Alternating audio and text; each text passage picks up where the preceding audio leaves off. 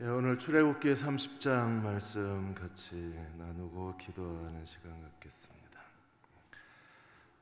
하버드 대학 신학대학원의 캐런 킹 교수가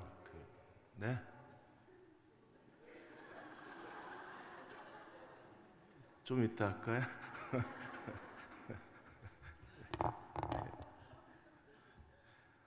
저한테 하신 거 아니죠? 진짜 목사님들, 전도사님들이 그 뒤에 따뜻한 물 좀 갖다 놓으셨다가 기침하시면 따뜻한 물을 드리세요. 지금도 기침하시는데 이게 갑자기 찬바람 쐬면 기침하시는 분들이 계시고 그때는 따뜻한 물이 좋거든요. 기침하시면 힘드세요. 그러니까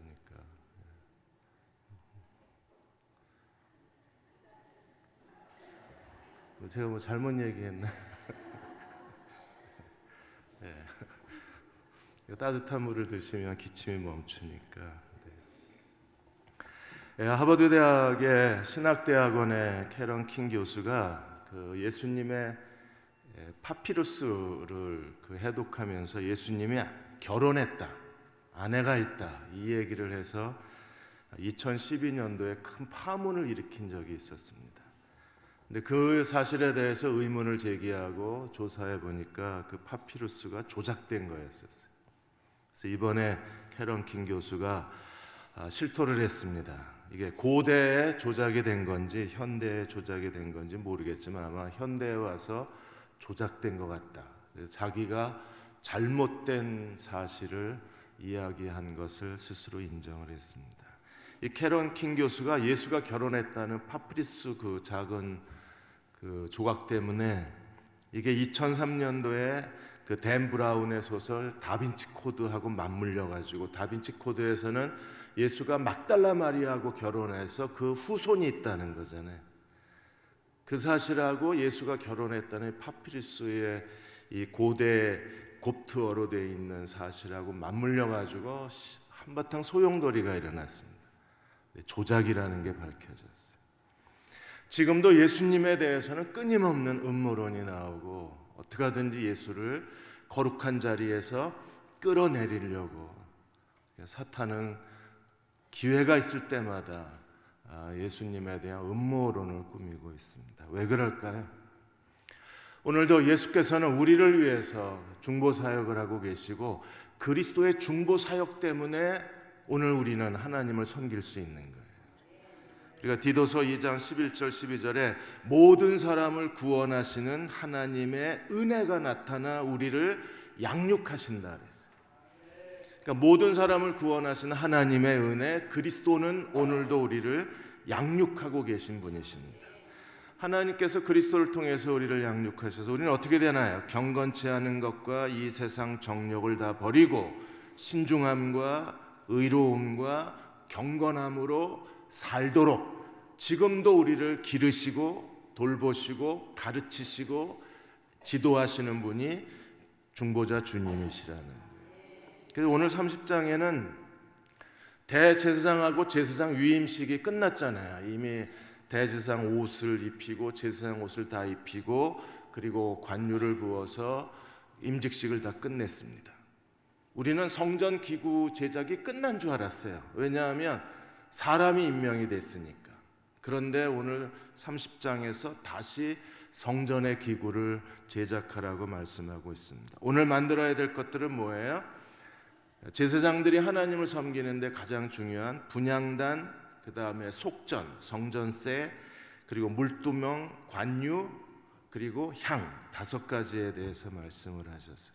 이 5가지를 말씀하시는데 특별한 표현이 반복이 됩니다. 이 5가지 중에 3가지는 지극히 거룩해요.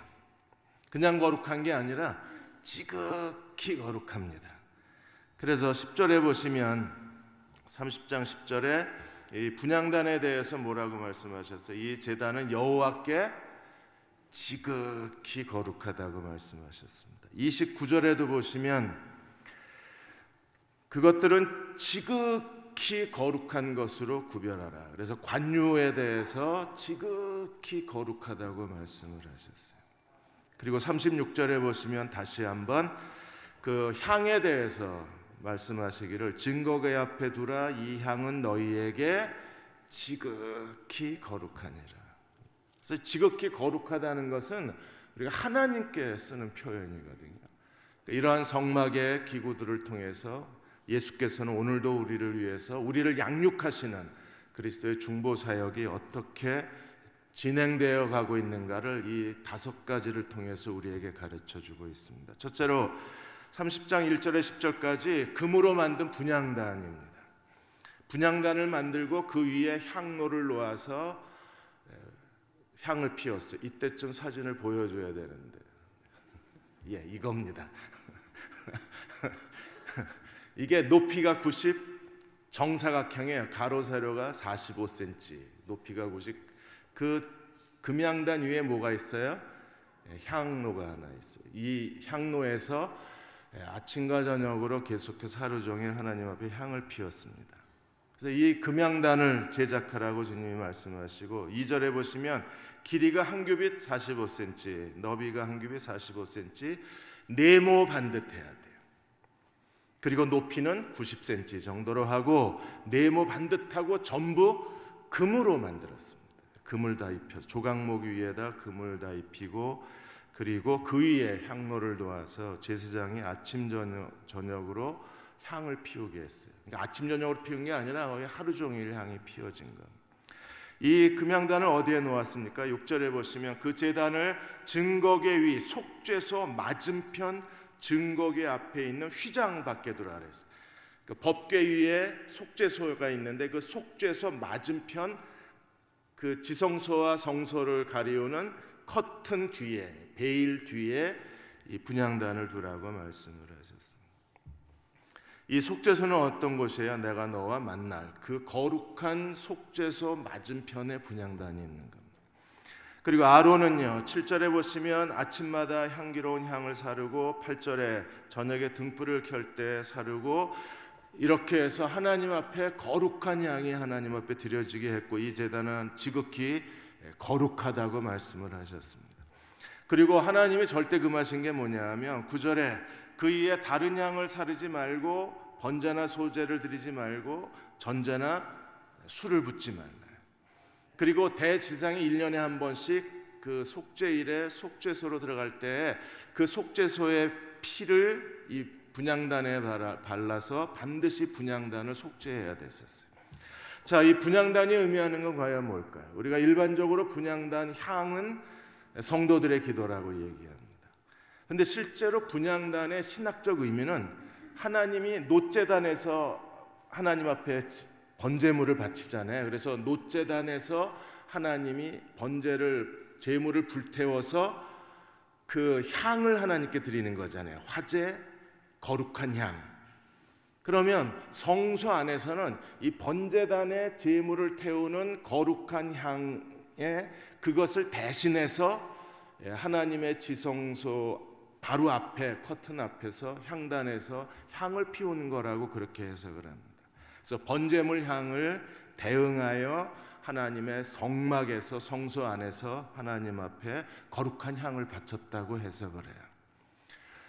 우리가 기도가 잘못된 해석은 아닙니다. 성도들의 기도는 분명히 하나님 앞에 향이니까. 그럼 이 번제단 그리고 거룩한 향 우리에게 뭘 의미하는가? 그게 바로 예수 그리스도의 중보자 사역이에요.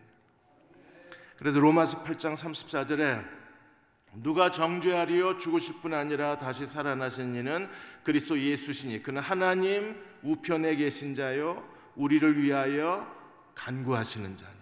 그래서 하나님 우편, 속죄소 맞은편을 하나님 우편으로 해석을 하는 겁니다.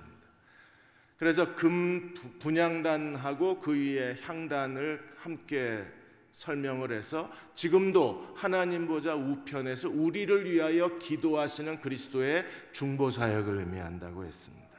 히브리서 7장 25절에도 그러므로 자기를 힘입어 하나님께 나아가는 자들을 온전히 구원하실 수 있으니 이는 그가 항상 살아서 그들을 위하여 간구하십니다. 그리스도는 성전 안에서 하루 종일 거룩한 아름다운 향내가 가득했어요. 분향단의 이 향을 하나님 앞에 절대로 끊어지게 해서는 안 됩니다. 오늘도 그리스도는 우리를 위해서 중보하시기를 결코 끊어지지 아니하세요. 우리가 예수 그리스도의 중보기도로 말미암아 오늘 우리의 경건치 않은 것을 다 버리고 이 세상 정욕을 다 버리고 하나님 앞에 신중함과 거룩함과 의로움으로 살 수 있는 거예요. 우리가 어떤 일에 실망하고 좌절하고 주저앉을 때마다 기억해야 합니다. 지금도 지성소 앞에 금양단에서는 아름다운 향을 하나님께 드리고 있다는 사실을 기억하고 우리가 나를 위해서 중보기도하시는 주님을 바라봐야 돼요. 우리가 그 주님을 의지하고 우리가 하는 최선을 다한다면 하나님께서는 예수 그리스도의 중보 사역으로 우리를 하나님의 거룩한 자녀로 양육해 주실 것입니다. 2010년 4월에 미국 타임지가 가장 영향력 있는 100인을 선정을 했습니다. 그때 2010년 그 가장 영향력 있는 100인 중에 한국 사람이 3명이 선정이 됐어요.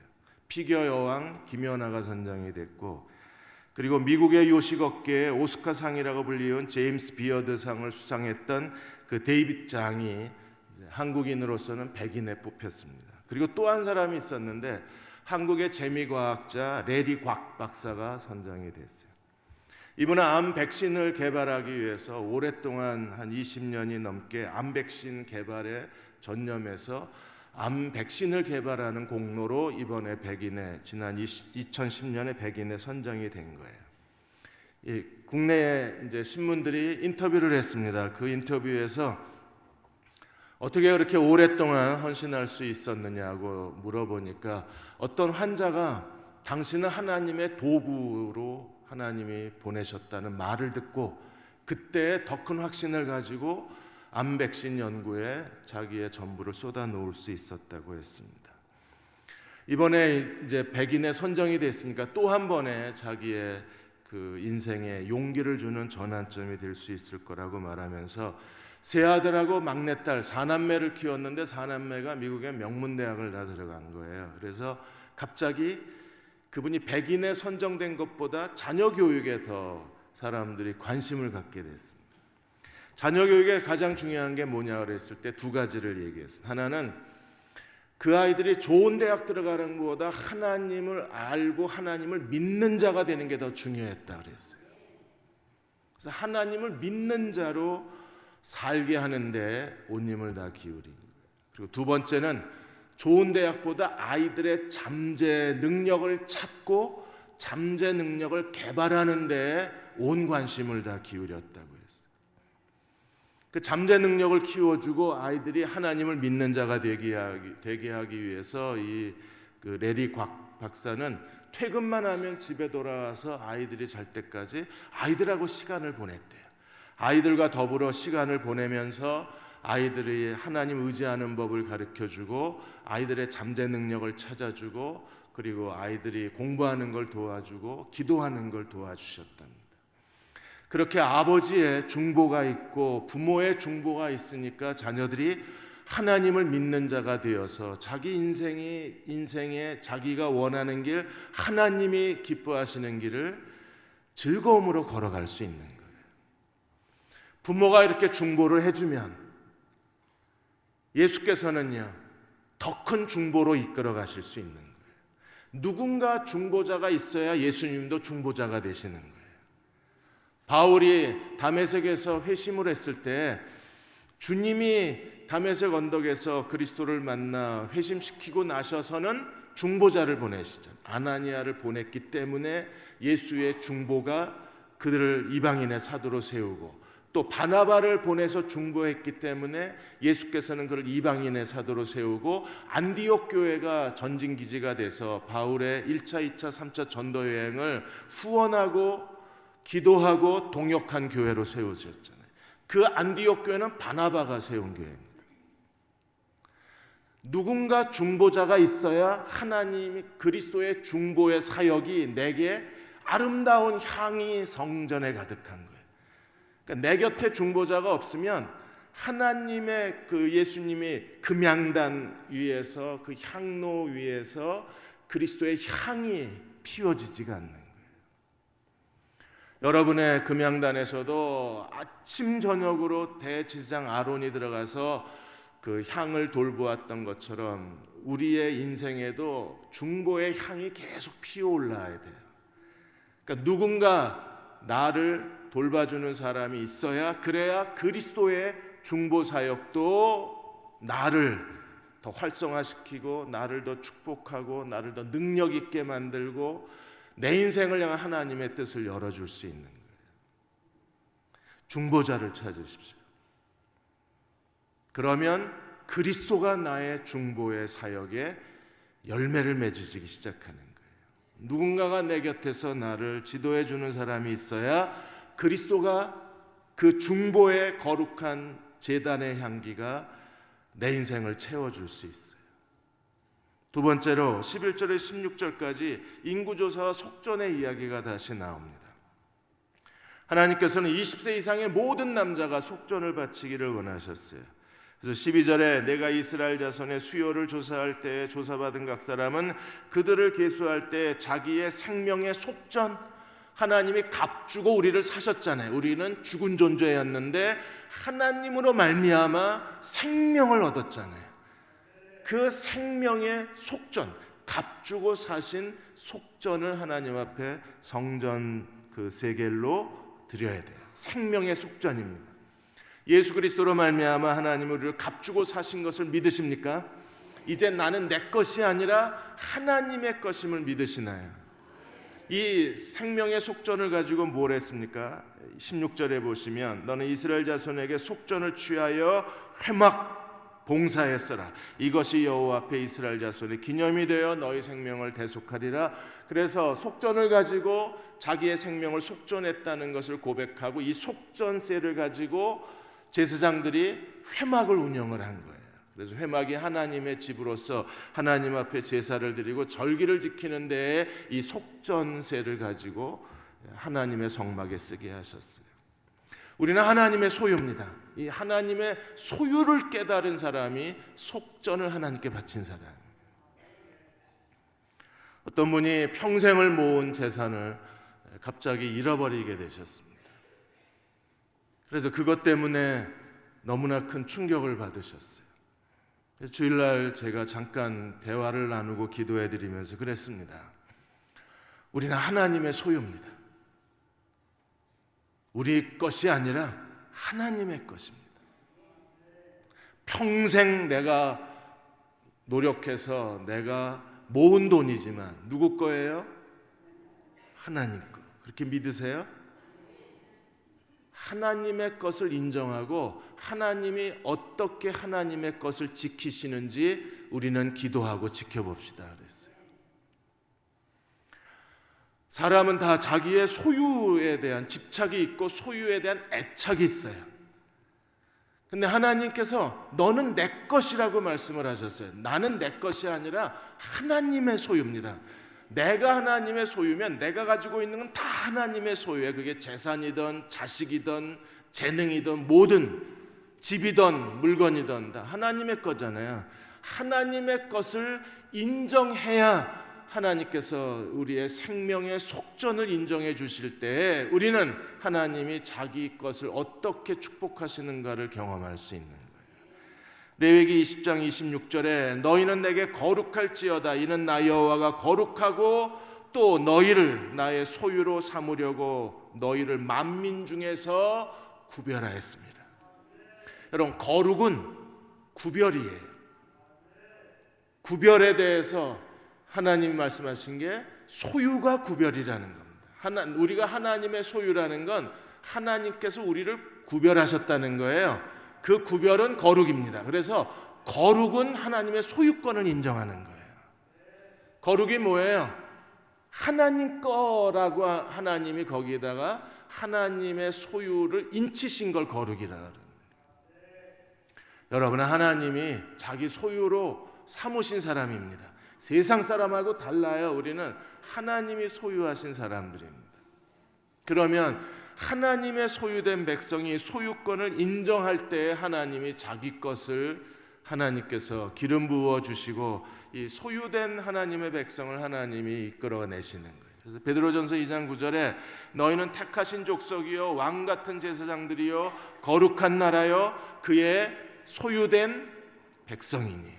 우리를 통해서 하시고자 하는 일이 뭐예요? 이는 너희를 어두운 데서 불러내어 그의 기이한 빛에 들어가게 하신 이의 아름다운 덕을 선전하게 하려 하십니다.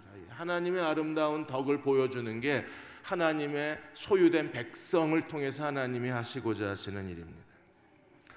페루의 슈퍼보족의 언어로 성경을 번역하던 선교사가 있었는데 그들이 죄에 대해서 어떤 단어를 쓰는가를 살펴보니까 죄에 대해서 페루 그 슈퍼보족은 호차라는 말을 쓴다는 걸 알았어요. 그래서 설교할 때마다 죄라는 단어가 나오면 호차라는 말을 썼습니다. 그 선교사 집에서 일하고 있는 어린 그 여자아이가 있었는데, 일을 도와주는 아이가 있었는데 어느 날 이 아이가 선교사님의 그릇을 가지고 움직이다가 그릇을 깨트린 거예요. 그랬더니 이 아이가 와서 선교사님한테 자기가 호차를 범했다 그랬습니다. 그래서 선교사님이 생각할 때 호차는 죄인데 이건 이 아이가 죄를 범한 게 아니라 그냥 물건을 관리하다가 실수해서 깨트린 건데, 야 그건 호차가 아니야, 너는 실수한 거지 호차한 게 아니야. 근데 이 아이는 자기가 호차를 했다는 거예요. 그래서 선교사님이 자기 성경 번역을 도와주는 청년을 불러다가 야 이게 얘가 호차했다 그러는데 이거 호차가 아니라 실수한 거 아니냐 그랬더니 호차가 맞다는 겁니다. 그래서 호차의 개념 속에 남의 물건에 손해를 입힌 걸 호차라고 한다는 걸 알게 된 거예요. 하나님의 소유에 손해를 입히면 그게 호차가 되는 거예요. 그게 죄가 되는 겁니다. 여러분은 누구 거예요? 하나님 거. 여러분이 여러분 자신을 함부로 대하면 호차가 되는 거예요. 감히 누구 거에 손을 대 이렇게 되는 거예요. 우리는 내가 내 거라고 생각을 하잖아요. 나를 함부로 대합니다. 아무렇게나 대합니다. 업신여깁니다. 근데 하나님 말씀하시기를 너는 내 거라고 말씀합니다. 하나님의 것을 하나님이 존중해요. 그래서 우리를 손바닥에 새기시고 너를 눈동자같이 지키신다 그러시고 하나님이 우리를 보배롭고 존귀하게 여기시는 이유는 우리가 하나님 거기 때문에 그래요. 잘생겨서 그런 게 아니라 우리가 하나님이 기뻐하실 만한 어떤 매력이 있어서가 아니라 그냥 하나님의 소유이기 때문에 하나님이 우리를 보배롭고 존귀하게 여기십니다.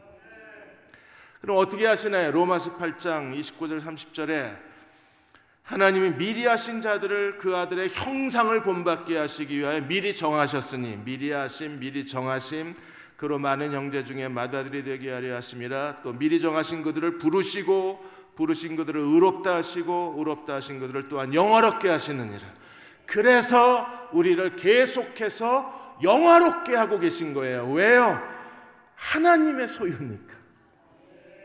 그래서 말과 행실에 하나님을 닮아가게 하시고 말과 행실에 거룩한 자로 만드시는 것은 우리의 주인이신 하나님이 거룩하시기 때문에 그의 소유된 백성도 거룩해져야 되는 거예요. 세 번째로 17절에서 21절까지 물두멍 노떼아를 만들라고 말씀하셨어요. 노떼아가 이렇게 생겼습니다. 이렇게 생겼어요.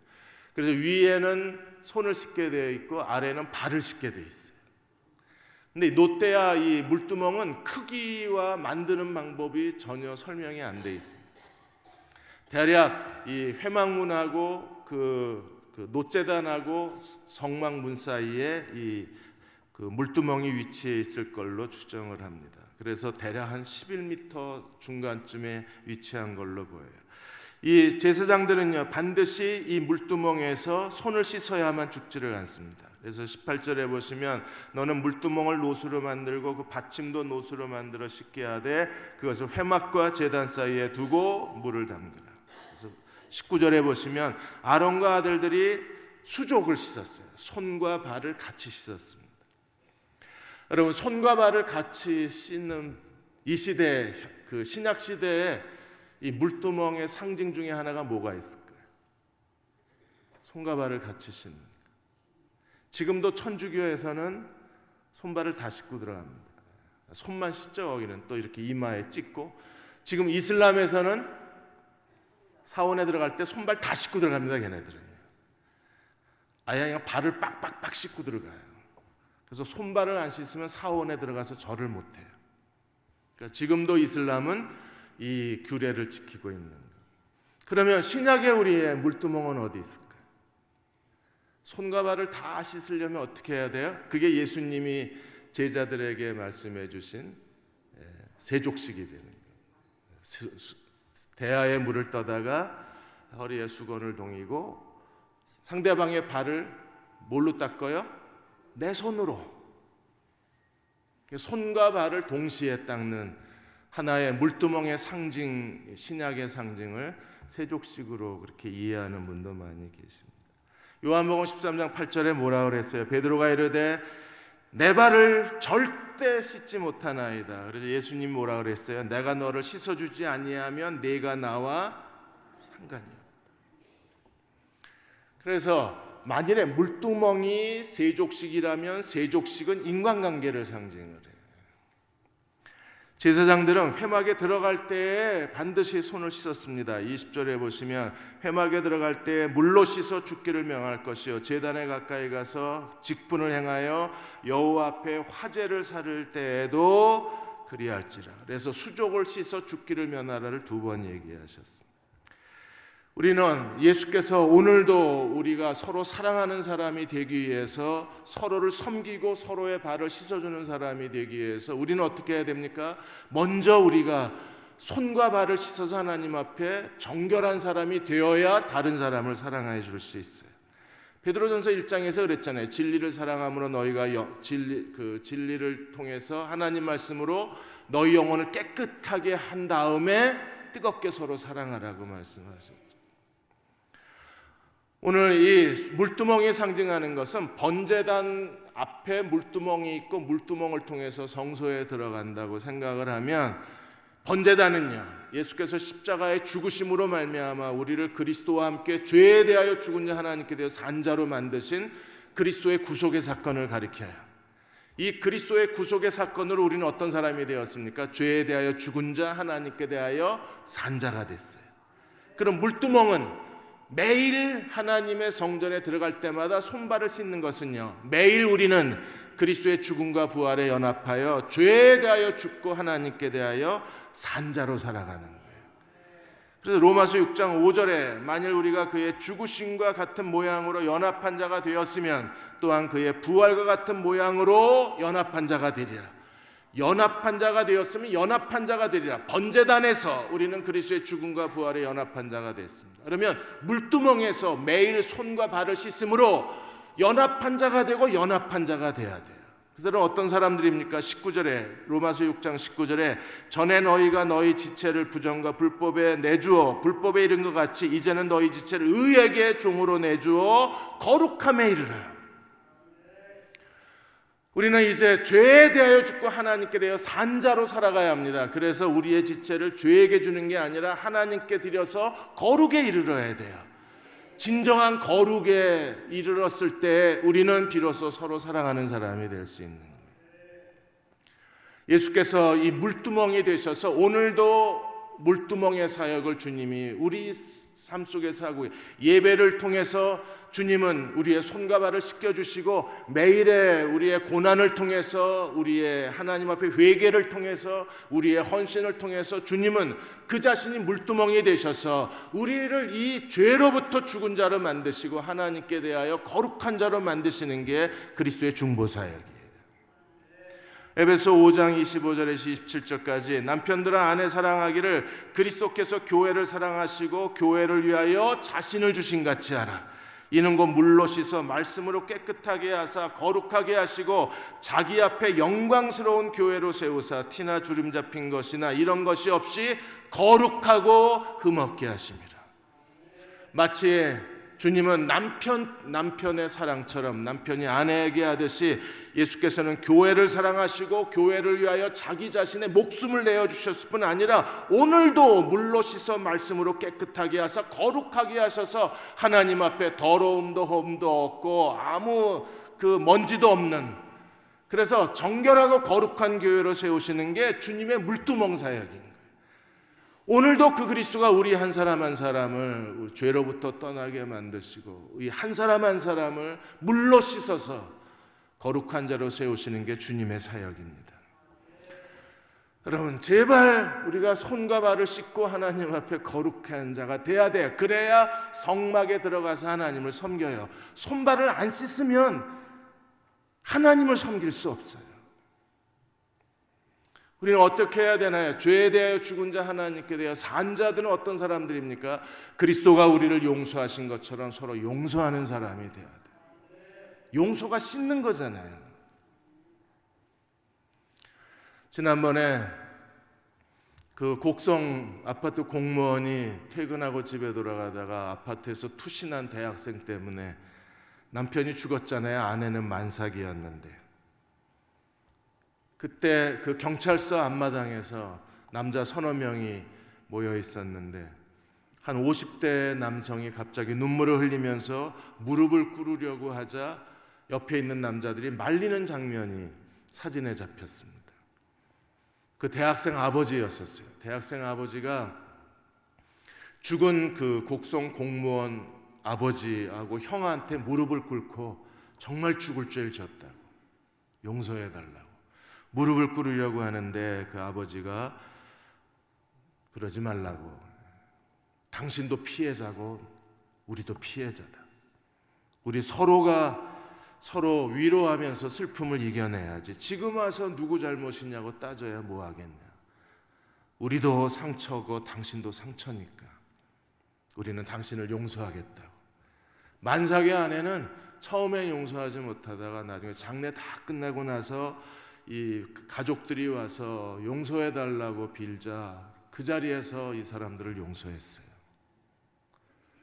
그리고 이 대학생, 투신한 대학생 가정이 굉장히 어려운 가정입니다. 노모를 모시고 살고 임대 아파트에 살고 정말 가난하게 사니까 보상도 안 받겠다 그러고.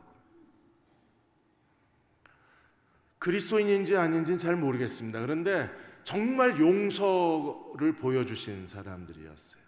남편이 죽었습니다. 아들이 죽었습니다. 그런데도 용서하고 보상도 거절하고 같이 슬픔을 이겨내자고 상대방을 마음에 안아줄 수 있는 사람들.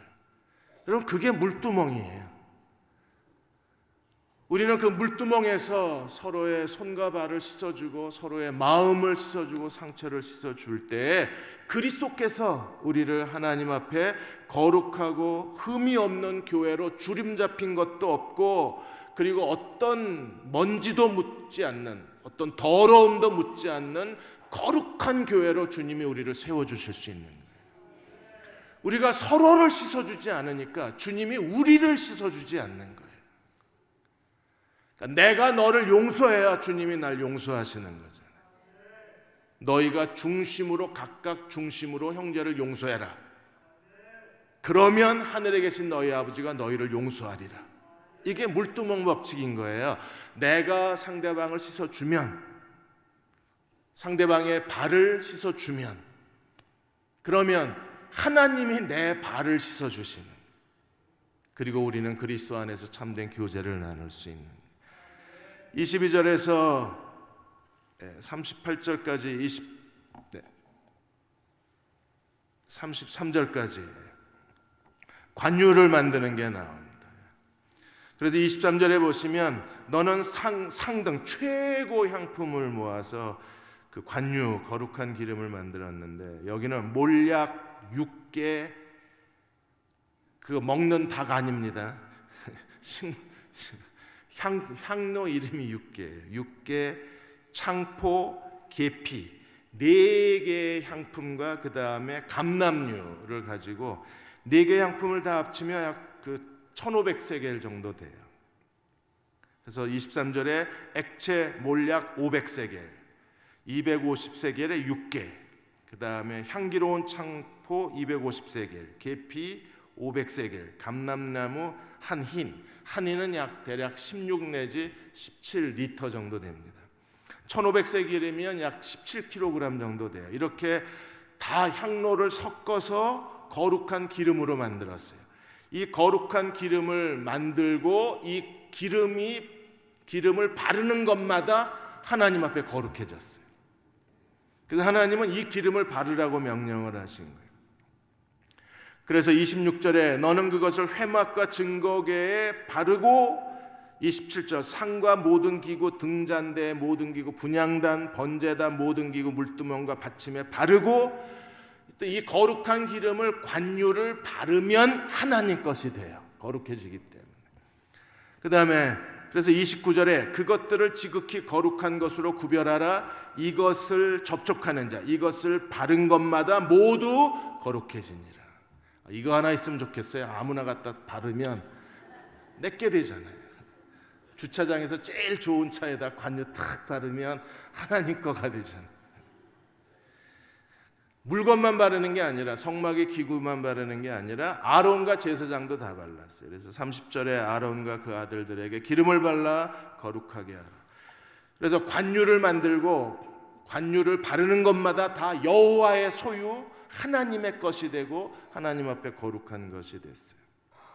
그러면 이 관유는 도대체 우리에게 뭘 의미하는가? 이 관유는 일반 용도로 사용할 수 없고 사람 몸에 부어도 안 되고 아무나 만들어서는 안 돼요. 거룩한 거기 때문에 하나님께 거룩한 기름입니다. 지극히 거룩한 기름입니다. 그래서 구약에서는 제사장 왕을 세울 때 이 관유, 거룩한 기름 부음으로 하나님의 사람을 세웠어요. 지금도 성령의 거룩한 기름 부으심이 우리 가운데 있습니다. 여러분, 이 관유의 거룩한 기름 부으심은 네 가지를 만들잖아요. 몰약, 육개, 창포, 계피, 감람류 이렇게 만들기 때문에, 그래서 거룩한 기름 부으심은 성령의 어떤 특별한 사역이 아니라 거룩한 기름 부으심은 연합을 상징한다고 말합니다. 고린도전서 12장 12절 13절에 몸이 하나인데 많은 지체가 있고 몸의 지체가 많으나 한 몸인가 같이 그리스도가 그러하시다. 우리가 어떻게 그리스도의 한 몸이 돼요? 우리가 헬라인이나 유대인이나 종이나 자유자나 남자나 여자나 다 한 성령의 심례를 받아 한 몸이 되었고 또 다 한 성령을 마시게 하였느니라. 그래서 성령의 기름 부으심이 있는 곳에 거기에 몰약, 계피, 창포가 다 한꺼번에 섞여서 거룩한 기름 부으심이 되는 것처럼 성령을 통해서 우리는 하나님 성령으로 말미암아 한 몸의 지체들이 되는 거예요.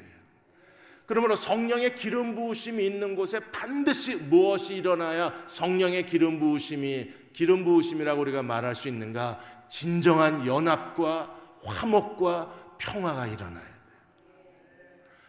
성령의 기름 부으심을 말하면서 다른 사람과 화목할 줄 모른다. 이 사람은 관유가 뭔지 모르는 사람이에요. 관유는 하나의 식물로 만든 게 아니라 네 개의 식물을 같이 섞어 짠 거예요. 그래서 이 관유를 뭐라고 그럽니까? 혼합관유라고 그럽니다. 혼합관유 또는 복합관유라고 그래요. 하나가 아니라 여러 개가 섞어서 감람류 안에서 완전히 하나가 되어 전혀 새로운 향기로 태어난 게 거룩한 기름이에요. 우리가 그리스도 안에서 함께 완전히 서로 섞여서 새로운 하나님의 민족으로 태어나야 하는데, 그 하나님의 새로운 민족이 바로 예수 그리스도의 몸인 교회잖아요. 서로 사랑하고 서로 화목해야 거기에 성령의 역사가 있어요. 왜 오늘 이 시대에 성령의 역사가 나타나지 않는가? 그래서 우리는 성령의 역사를 체험하기 위해서 여러 성령의 집회를 쫓아다니기도 합니다. 그러면서 우리는 거기서 뭔가 자기가 원하는 걸 얻으려고 애를 쓰는데, 그러나 그때뿐이지 성령의 거룩한 기름 부으심이 내 삶 속에 흡족하고 만족을 가져다 주진 않잖아요. 우리가 그리스도 안에서 서로 화목하고 하나가 되고 사랑으로 서로 섬겨야 여기에 성령의 기름 부으심이 있는 거예요. 그때 주님은 너는 내 것이라고 선언하실 수 있고 우리는 성령의 역사를 우리의 삶에서 체험할 수 있어요. 그래서 시편 133편 1절과 2절에, 죄송합니다, 자꾸 뒤로 가서 가끔 쨍쨍거려가지고 왜 그러나 자꾸 쳐다보시는데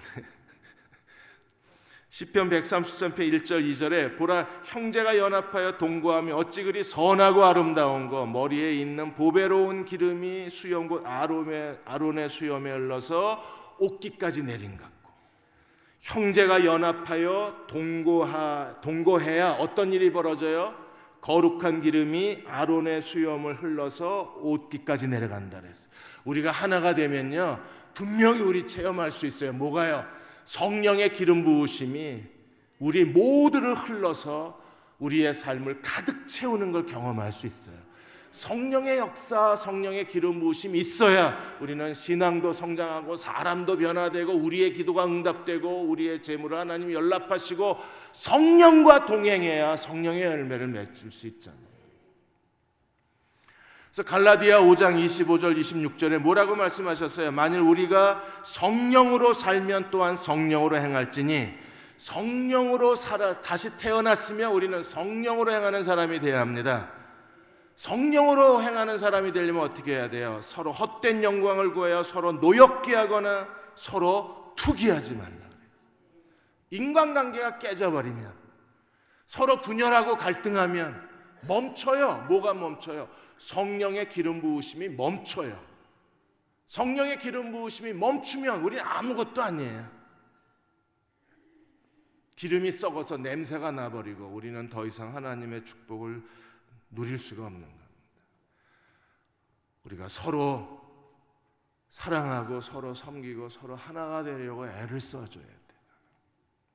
그렇게 될 때 성령의 그 놀라운 기름 부으심이 하늘로부터 모든 성도의 삶 속에 흘러들어가서 아론의 수염을 흘러서 옷깃을 적시는 것처럼 성령이 우리의 삶을 적시는 것을 우리가 경험할 수 있어요. 그렇게 서로 사랑하기 위해서 우리는 어떤 사람이 되어야 됩니까? 마지막으로 34절 38절에 거룩한 향처럼 우리가 다 부셔지고 깨지고 가루가 돼서 합쳐져야 돼요. 그래서 소합향, 나감향, 풍자, 유황 이런 걸 동일한 분량으로 섞어서 소금을 쳐서 곱게 찧어서 이걸 어디다 갖다 주었어요? 하나님의 증거궤 앞에다 뒀습니다. 여러분 하나님의 거룩한 증거궤 앞에 다 빻아서 가루가 돼서 아름다운 향기를 하나님의 증거궤 앞에 두라고 명령하셨고 그것을 가지고 하나님 앞에 계속해서 아침 저녁으로 등잔을 돌보면서 하나님 앞에 향을 피웠던 거예요. 우리가 하나님 앞에 이 향이 돼야 돼요. 향. 그래서 고린도후서 2장 14절 16절에 항상 우리를 그리스도 안에 이기게 하시고 우리로 말미암아 각처에서 그리스도를 아는 뭐가 있어야 돼요? 냄새를 나타내시는 하나님께 감사하느니라. 우리가 구원 받는 자들에게나 망하는 자들에게나 뭐가 돼야 됩니까? 그리스도의 향기가 돼요. 그러니까 그리스도의 향기가 되어야 거기에 진정한 화목이 있고 우리가 화목해서 서로 발을 씻어주는 사람이 되어야 그리스도께서 물두멍이 되셔서 이 교회를 거룩하고 흠없고 주름 잡힌 것이 없는 하나님의 교회로 하나님 앞에 세우실 수 있는. 그래서 우리는 그리스도의 향기가 드러나야 돼요. 어느 한 교회에 전도사님이 그 아내가 병원에 계속 누워있고 아들은 장애하고 근데 교회에서도 장애인 사역을 합니다.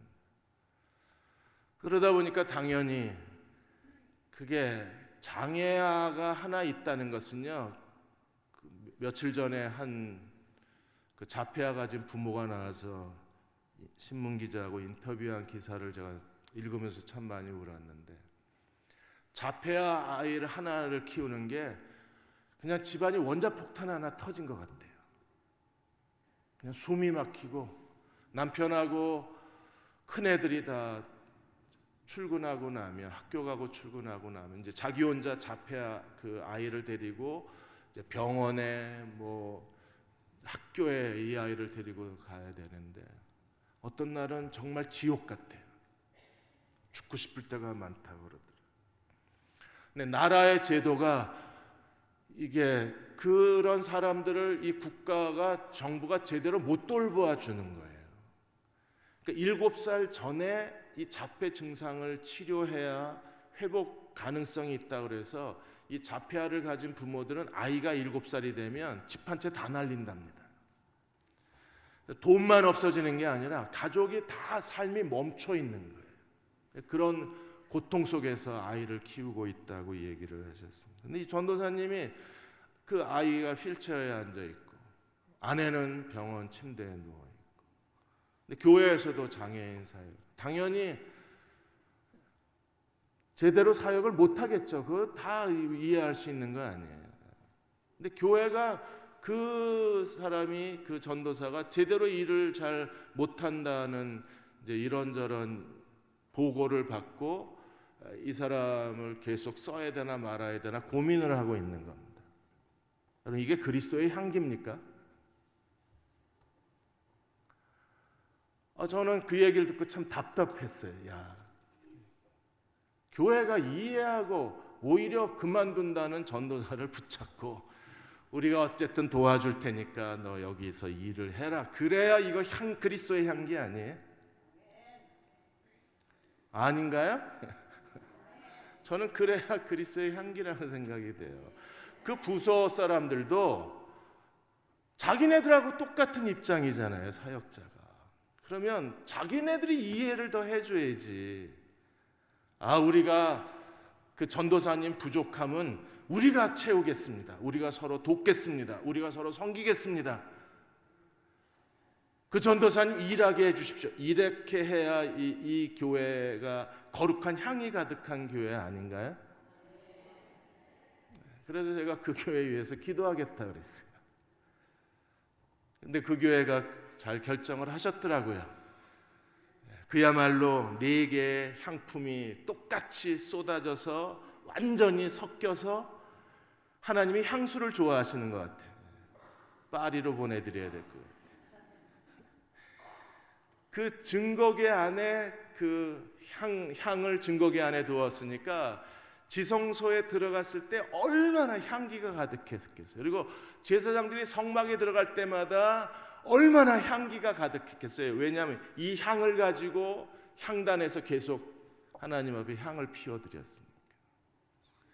그리고 그 모든 기구마다 천막에 다 관유를 다 발라놓았으니까 그야말로 향수 기름을 발라놓은 거잖아요. 그러니까 향기가 가득한 거예요. 여러분, 우리가 향기가 가득해야 돼요. 그래서 바울이 뭐라 그랬어요? 고린도후서 2장 16절에 이 사람에게는 사망의 냄새가 나고 저 사람에게는 생명의 냄새가 난다 그래서 생명의 냄새는 어떤 냄새예요? 그리스도의 향기예요. 국민일보에 김영길 한동대 총장 간증이 최근에 실리고 있습니다. 이분은 한동대학을 4번이나 총장을 하셨어요. 19년 동안. 그래서 어느 날 한경직 목사님 설교를 들었는데 한경직 목사님이 술 취하지 말라 이는 방탕한 것이니 성령 충만을 받으라. 그 설교를 하시면서 경기 마라톤 선수 비유를 하셨나 봐요. 마라톤 선수가 빨리 달리기 위해서 거의 그냥 그 반팔 반바지 입고 맨발로 뛰는 것처럼 그리스도인이 이 술이나 뭐 이런 그 세상 쾌락에 무거운 것을 다리에 매달고 모래주머니를 매달고 뛰려면 힘드니까 이 모래주머니를 제거해야 된다. 그래서 술을 마시면 안 좋다. 이렇게 설교를 하셨나 봐요. 그러니까 그날 설교를 듣고 김영길 총장이 술 애주가시잖아요. 그분이 어려서 아버지가 술을 가르치셨기 때문에 정말 술을 좋아하셨는데 그날 그 집에도 그 양주가 한 30병 홈바가 있었어요. 집에. 그래서 양주가 한 30병. 최근에 그 목사들 신방 오는 걸 꺼려 하시는 부부들이 있습니다. 집에 홈바가 있어서 그렇습니다. 거기에 양주, 포도주 한 30병 최고급이 있었는데 그날 설교 듣고 그거 다 쏟아 부은 거예요. 양주를 싱크대에다 다 쏟아 부었는데 갑자기 마음속에서 생수가 터진 것 같더래요. 그러니까 사람이 마음에 생수가 터지면요 얼마나 얼굴이 기쁘겠어요. 그러다가 그 미국의 니켈 합금 연구소 가장 세계 최고의 연구소 인코 중앙 연구소에서 김영길 총장을 스카우트해 간 거예요. 그래서 거기서 그 MA6000이라는 니켈 합금을 당시 세계 최초로 개발해내요. 그것 때문에 IR100 그 최고 과학자에게 주는 상을 수상을 하게 됩니다. 근데 어느 날 그 인코 중앙연구소의 그 연구소장 비서인 틸리오스가 이 김영길 박사를 만나더니 당신 이렇게 행복하냐? 왜 이렇게 기쁘게 보이냐? 그래서 당연히 그리스도 때문에 나는 기쁨이 넘친다. 그러자 이 틸리오스가 그럼 우리 이 인코 중앙연구소에다 성경 공부 모임을 하나 만들자. 이분이 25년 동안 인코 중앙연구소에 성경 공부든지 기도 모임이든지 하나님 뭐든 만들게 해주십시오라고 기도했는데 25년을 못 만든 거예요. 그러다 김영길 총장을 보고서 당신 왜 행복해 보이냐? 그리스도 때문이다라는 말을 듣자마자 그럼 우리 성경 공부 시작하자. 그 다음날 게시판에 광고가 붙었대요. 게시판에다가 매주 수요일 낮 12시 반 성경 공부를 시작합니다. 원하는 분은 오십시오. 참석자 3명, 예수, 김영길, 틸리오스. 이렇게 해서 3사람이, 2사람이 예수님 안 보이시니까. 그렇게 해서 모임이 시작이 됐대요. 그 다음엔 얘기는 아직 안 나왔어요. 연재라. 아마 오늘쯤 아마 나오지 않을까 싶습니다. 여러분, 사람들이 보잖아요. 당신이 왜 이렇게 행복하냐고, 당신이 왜 이렇게 기쁨이 넘치냐고. 무엇 때문에요? 주님 때문에요. 우리가 그 향기가 가득한 저와 여러분이 되셔서 성령의 기름 부으심이 우리의 삶에 충만한 종들이 되시기를 주의 이름으로 축원합니다. 우리 263장 아까 우리 은혜 중창단이 불렀는데 아니구나. 263장 이 세상 험하고 이 세상 험하고 나비록 약하나 1절만 부르시고 기도하고 축도하겠습니다.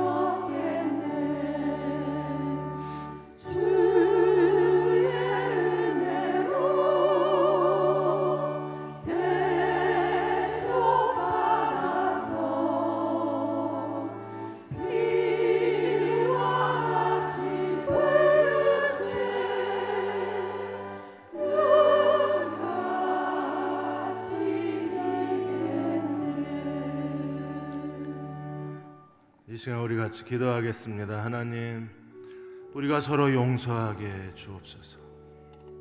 서로 발을 씻어주게 주옵소서. 우리의 대흥교회 모든 교우들이 마음과 마음이 서로 이어지게 하여 주시옵소서. 우리가 진심으로 마음을 다해 서로 사랑하는 그리스도의 지체들이 되게 해주시기 원합니다. 교회에 오는 게 행복하게 해주시고 서로 중보기도로 서로를 섬기게 해주시고 서로의 상처를 어루만져 줄 수 있게 해주시고 서로를 격려할 수 있는 아름다운 그리스도의 공동체가 우리 안에 있게 하여 주옵소서. 우린 사랑하고 싶습니다. 서로를 존중히 여기고 싶습니다. 서로 인정하고 싶습니다. 서로 섬기고 싶습니다. 주여, 우리를 회복시켜 주셔서 성령이 하늘의 보좌로부터 우리 모든 사람의 삶 속에 흘러넘치도록 거룩한 기름 부으심이 우리 안에 있도록 하나님, 우리 서로의 마음을 그리스도 안에서 하나가 되게 하여 주시고 마음과 마음이 이어지게 하여 주시고 서로의 발을 씻어줄 수 있는 그리스도의 종들이 되게 하여 주옵소서. 우리 안에 겸손이 있게 하시고 용서가 있게 하여 주시고 서로 존중함이 있게 하여 주시고 서로 사랑이 있게 하여 주시고 서로 섬기는 지체가 되어서 하나님 앞에 대흥교회를 거룩한 교회로 세워가는 저희 모두가 되게 하여 주옵소서. 우리가 사랑이 넘치게 하시고 거룩한 은총이 넘치게 하여 주시고 하나님의 자비가 충만하게 하여 주셔서 우리가 진심으로 그리스도의 종으로 서로 섬기게 해 주옵소서. 다 같이 함께 통성으로 기도하겠습니다. 하나님, 저희에게 말씀하여 주옵소서. 깨닫게 하여 주시옵소서.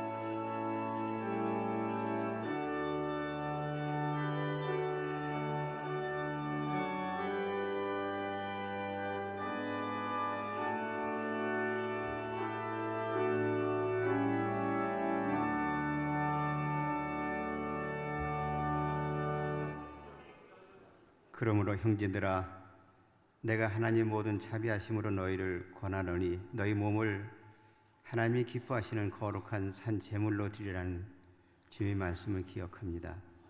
이제는 우리 주 예수 그리스도의 은혜와 아버지 하나님의 크신 사랑하심과 성령의 교통하심이 우리 자신을 산 제물로 드리기 원하는 귀한 지체들 위해 이제부터 영원토록 함께 하시옵기를 간절히 축원하옵나이다. 아멘.